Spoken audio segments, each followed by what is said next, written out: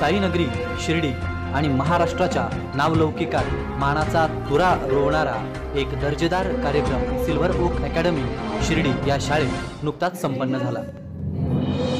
शौर्य गाथा महाराष्ट्राची कार्यक्रमाच्या नावातच महाराष्ट्राची अस्मिता झळकत असल्याचा प्रत्यय आला।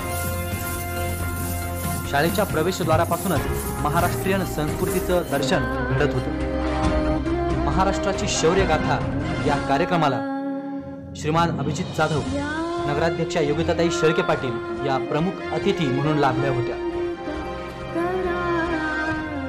महाराष्ट्राची शौर्य गाथा या सुंदर संकल्पनेसाठी विद्यालयाचे प्राचार्य श्री मनोज सावळे सर, सेक्रेटरी श्री जितेंद्र शेळके, तसेच supervising coordinator Shrimati Anuradha Shelke, coordinator Shrimati Mohini Jagtap, head of primary centre Shrimati Sushma Savale, तसेच शेळके फॅमिली आणि विद्यालयाचे सर्व स्टाफ मेंबर यांचं अतुलनीय योगदान दिसून आलं।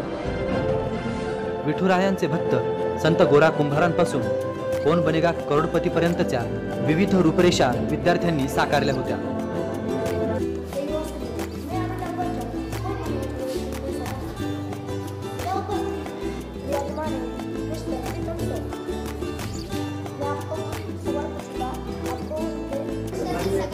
समुद्रकिनारी वसणारे कोळी पात्र पालकांना समुद्र किनाऱ्याच्या भौगोलिक परिस्थितीचा परिचय करून देत होते, तर दुसरीकडे महाराष्ट्रात विविध भागात घेतल्या जाणाऱ्या पिकांची माहिती विद्यार्थी पालकांना देत होते।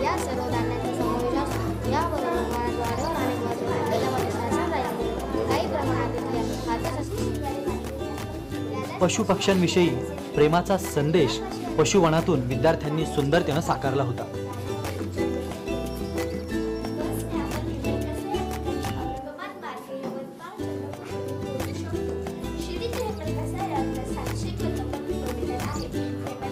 विद्यार्थ्यांनी साकारलेले पात्र आणि वातावरण तत्कालीन महाराष्ट्रात घेऊन जाणारे होते।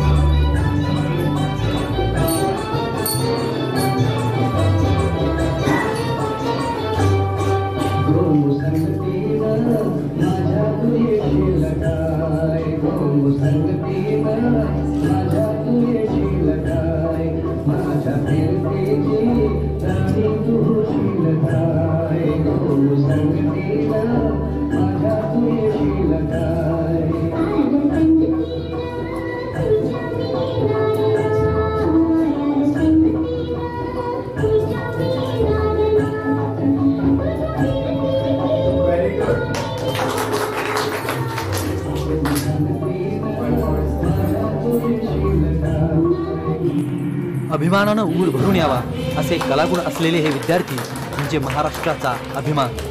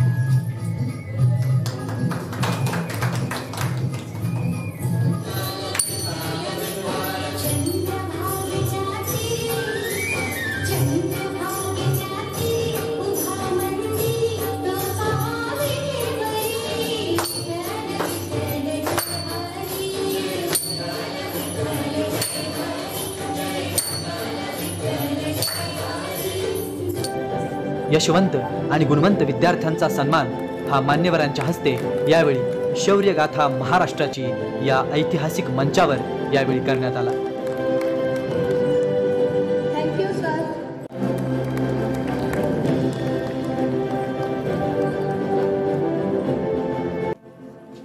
And the award goes to Miss Saili Sajjan.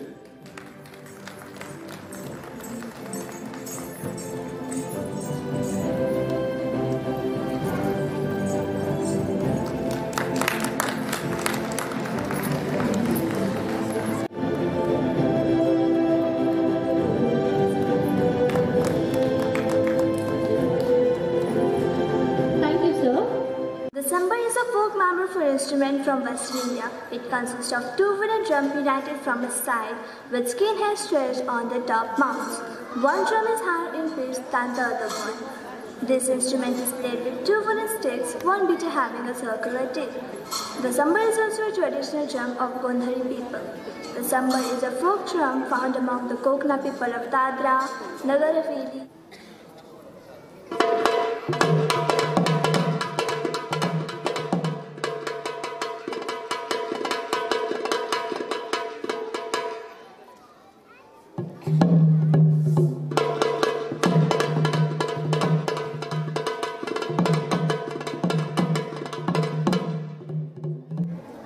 सर्वप्रथम या वाद्याची ओळख करून देतो. याला संबळ म्हणतात. आपल्या महाराष्ट्राच्या संस्कृतीमध्ये गोंधळ नावाची एक परंपरा लग्न झाल्यानंतर करतात. तर त्या लग्नामध्ये वाजवला जाणारा हा संबळ, याचं सादरीकरण दिल्ली येथे झालेला वर्ल्ड कल्चरल फेस्टिवल ऑल वर्ल्डमधून 36,000 कलावंत एक साथ एका रंगमंचावरती सादरीकरणासाठी आले होते आणि तिथे मला त्या कार्यक्रमाचा एक भाग होण्याचा एक मोठी संधी मिळाली आणि हा सोहळा आणि आमचं नाव गिनीज बुक ऑफ वर्ल्ड रेकॉर्डला यामुळे नोंदवलं गेलं. आपल्यासमोर संबळाचे काही बोल, पारंपरिक संबळ आणि त्याच प्रकारे वेस्टर्न इन्स्ट्रुमेंट वगैरे जे काही वाजवता येईल तो वाजवण्याचा प्रयत्न मी आपल्यासमोर करणार आहे. धन्यवाद.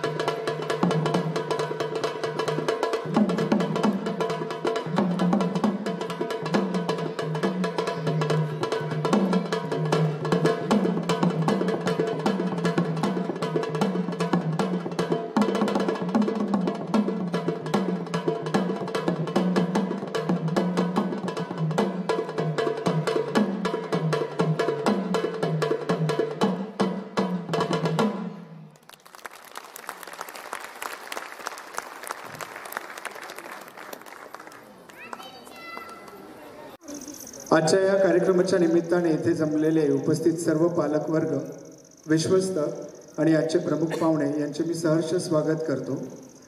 शौर्यगाथा महाराष्ट्राची ही संकल्पना मुळातच वर्षाच्या सुरुवातीला सर्व शिक्षक आणि सर्व विद्यार्थी मिळून अस्तित्वात आणत होते. महाराष्ट्राची शौर्यगाथा का आणि हा कार्यक्रम का आयोजिला याविषयी मी थोडक्यात तुम्हाला सगळ्यांना सांगू इच्छितो.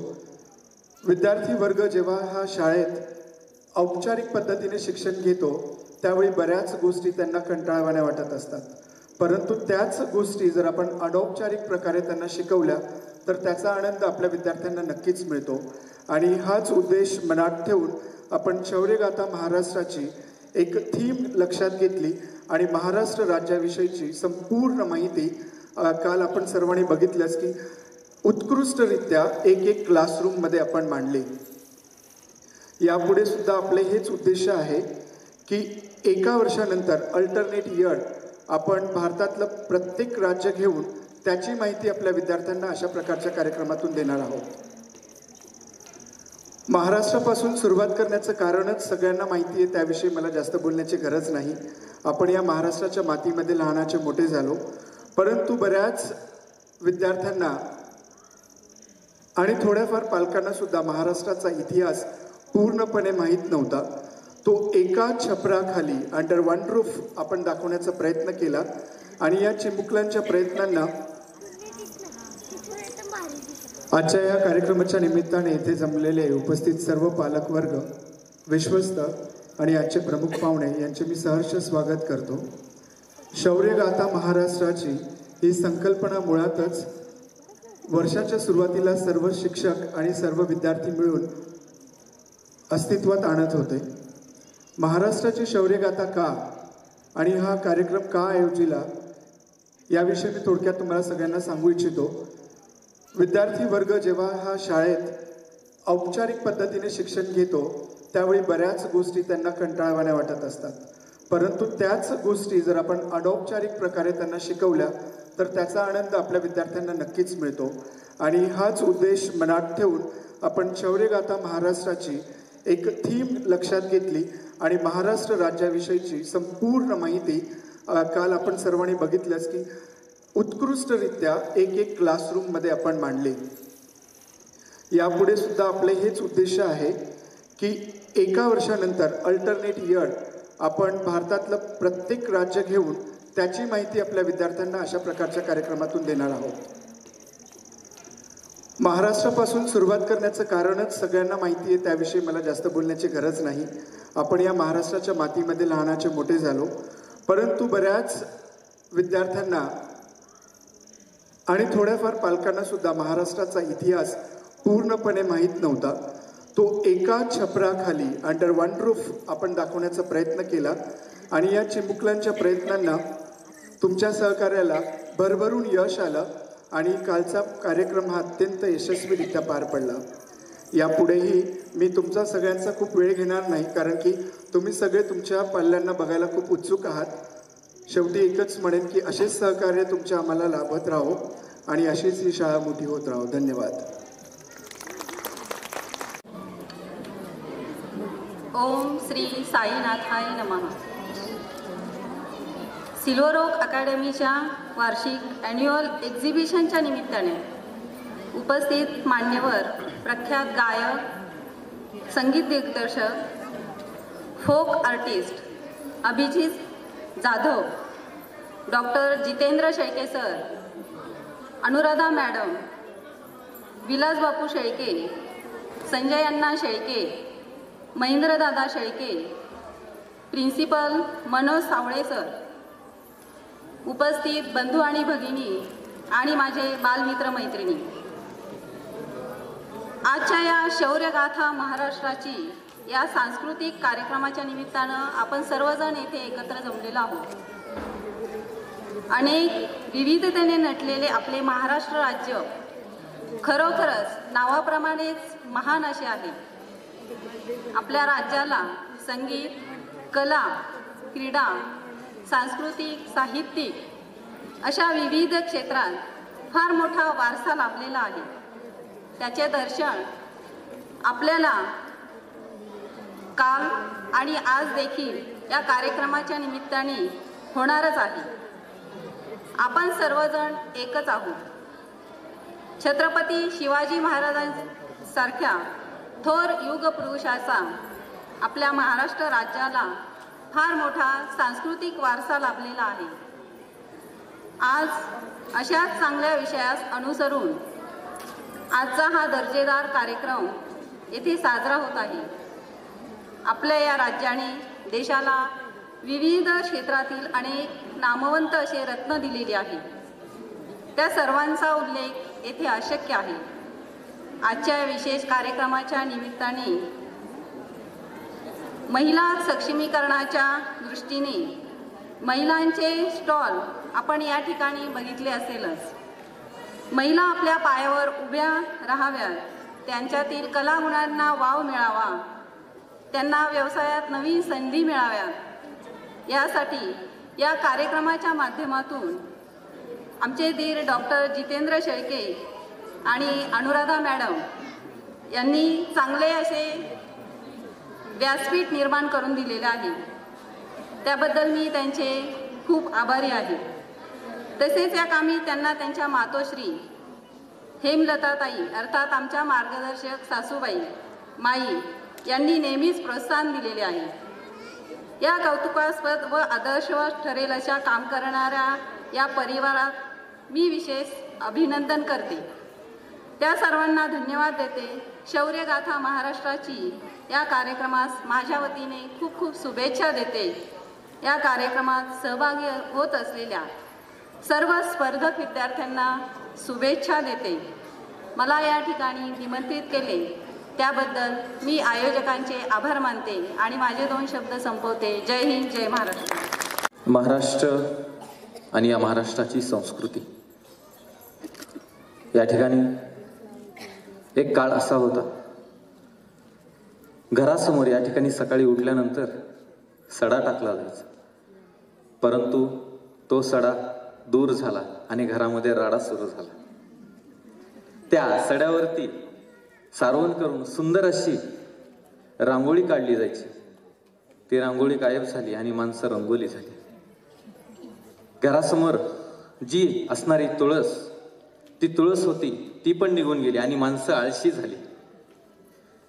आणि मग टाइमपास नावाचा चित्रपट आला. या ठिकाणी झाडावरती प्रेम करण्याच्या ऐवजी मुलं मुली झाडाखाली प्रेम करायला लागली आणि प्रेमासारख्या उदात्त संकल्पनेला या ठिकाणी पोरखेळ समजायला लागले. मग आला तो दुनियादारी नावाचा चित्रपट. टिकटिक वाजते डोक्यात आणि धडधड वाढते ठोक्यात असं म्हणत तरुण मुलं हृदयाची धडधड वाढवून घ्यायला लागली. गुटखा सुपारी पान मावा खात दुसऱ्याची प्रेम प्रकरण चघळायला लागली. आणि मग तो आला सैराट. जवानीच्या नादात आईचा हात सोडून बाईचा हात धरून या ठिकाणी ही मुलं वागायला लागली. परंतु महाराष्ट्र भूमी ही साधू संतांची भूमी आहे. इथं विठुरायाच्या गजराने राऊळ घडतं. आई तुळजा भवानीच्या नावानं पाऊड पडतो. या जेजुरीच्या खंडेरायाच्या नावाने भंडार उधळला जातो. या महाराष्ट्राची संस्कृती म्हणजे ही शौर्यगाथा या ठिकाणी सादर करण्याचा हा खूप छान उपक्रम मला एकदम म्हणजे असा मनाला भावून गेला. कारण या धावत्या युगामध्ये या ठिकाणी काय झालंय, व्हॉट्सअप आलं, वाट लागूच तर व्हॉट्सअप, तोंडाला फेस यूज तर फेसबुक. जीव नावाची संकल्पना माणसाच्या आयुष्यामध्ये आली, सगळी जिंदगी बर्बाद करून गेली. दिवस रात्र मोबाईल मोबाईल मोबाईल. परंतु त्या मोबाईलच्या सुद्धा बाहेर येऊन या अशा प्रकारचा शौर्यगाथा महाराष्ट्राची हा कार्यक्रम या ठिकाणी मला असं अपेक्षित नव्हतं की एवढा सगळा असा भव्य दिव्य या ठिकाणी सोहळा या शिर्डी नगरीमध्ये होईल. खरं तर या ठिकाणी मला येऊन खूप आनंद झाला.